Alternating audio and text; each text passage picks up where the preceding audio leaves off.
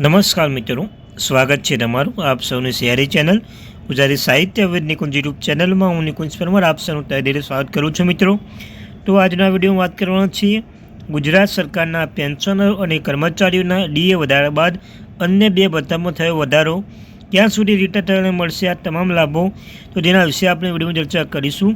Video શરૂ કરતાં પહેલાં જો ચેનલ પર ના હોય ચેનલ સબસ્ક્રાઈબ કરી લો, સાથે સાથે જે વોટ્સઅપ ચેનલ ટેલિગ્રુપ બંને બનાવે છે લિંક પર ડિસ્ક્રિપ્શન મૂકું છું, વાસ્તે જોઈન થઈ જજો। તમને આ ચેનલ પર સરકારી કર્મચારી, નિવૃત્ત કર્મચારી, પંચોત્તર બાબતે રોજ નવી અપડેટ ડીએ ડીઆર અને કોઈ પણ અપડેટ આવે તો પણ અમે જાણ કરવામાં આવશે।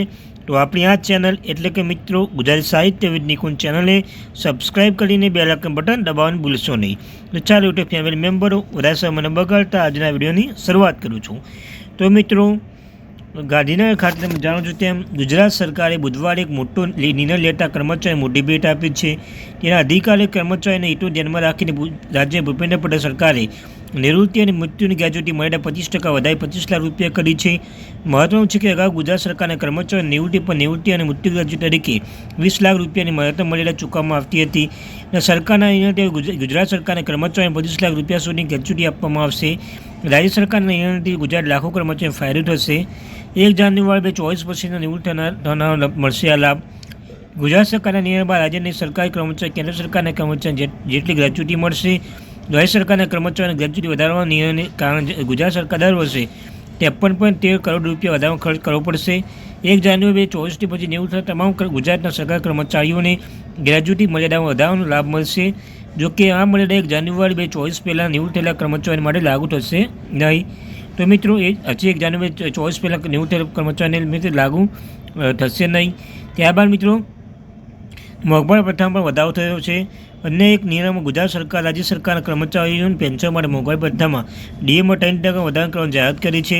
આ જાહેરાત સાથે ગુજરાત સરકારના કામ કરતા લોકોને હવે મૂળ પગાર 53% મોંઘવારી ભથ્થું મળશે અને 1 જુલાઈ 2024થી કર્મચારીઓને મળતા પગારમાં ડીએમાં વધારો કરવામાં આવશે।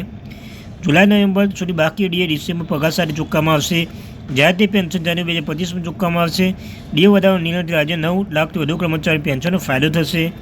નવી દિલ્હી દિવાળી પહેલાં સરકારના કર્મચારીઓને મોંઘવારી ભથ્થામાં ડીએમાં 3% વધારો કરી 53% કર્યું છે। જોકે વધેલા ડીએ જુલાઈ લાગુ કરવામાં આવ્યા હતા। મોંઘવારી ભથ્થામાં 53% વધારો થવાના કારણે સરકારી કર્મચારીઓ 2% વધુ ભથ્થામાં વધારો કર્યો છે, જેના કારણે કેન્દ્રીય કર્મચારીઓને પગાર વધવા જઈ રહ્યો છે। સરકાર આરોગ્ય ક્ષેત્ર સાથે જોડાયેલા કેન્દ્ર સરકારના કર્મચારીઓને પગારમાં રિલેશન અને નર્સિંગ ભથ્થામાં વધારો કર્યો છે। 50% ડીએ પર ભથ્થામાં વધારો। 7મા પગાર પંચ મુજબ જ્યારે મોંઘવારી ભથ્થું 50%થી વધુ પહોંચશે ત્યારે અન્ય ભથ્થામાં 25% વધારો કરવાની ભલામણ કરવામાં આવ્યું છે। આ હેઠળ 1 જાન્યુઆરી 2024 મુખ્ય ભથ્થામાં 25% વધારો લાગુ કરવામાં આવશે। હવે મોંઘવારી ભથ્થામાં બે નવા ભથ્થા વધારાની જાહેરાત કરવામાં આવી છે। સપ્ટેમ્બર 2024માં ડ્રેસ ભથ્થા અને નર્સિંગ ભથ્થામાં વધારો કરવામાં આવ્યો હતો। તો મિત્રો, ડ્રેસ એલાઉન્સ 17 સપ્ટેમ્બર 2024 રોજ આરોગ્ય અને પરિવાર કલ્યાણ મંત્રાલય કલ્યાણ મેમોના અનુસાર જ્યારે ડીએ 25% વધશે ત્યારે ડ્રેસ ભથ્થામાં 25% વધારો થાય છે। નર્સિંગ એલાઉન્સ બાબતો તમામ સરકારી હોસ્પિટલો અને દવાખાના કામ કરતી વખતે નર્સો આપવામાં આવશે। મંત્રાલયના જણાવ્યા અનુસાર ત્યાં ડીએ 50% ડીએ છે, ત્યારે નર્સિંગ ભથ્થામાં 25% વધારો કરવામાં આવ્યો છે। ત્યારે નર્સિંગ ભથ્થામાં 25% વધારો કરવામાં આવશે અને આ સૂચના કેન્દ્રીય હોસ્પિટલ માટે વધુ લાગુ પડશે, જેમ કે એઆઈએમએસ, પીજીઆઈએમઈઆર, જીઆઈપીએમઈઆર વગેરેમાં। તો ક્યારે આવશે 8મો પગાર પંચ? સામાન્ય રીતે દર વર્ષે 10 વર્ષે રચાય છે। 7મો પગાર પંચ સ્ટાફના 28 ફેબ્રુઆરી 2024 રોજ કરવામાં આવી હતી। વડાપ્રધાન મનમોહન સિંહ દ્વારા કરવામાં આવી હતી। 19 નવેમ્બર 2015 રોજની ભલામણ રજૂ કરી હતી।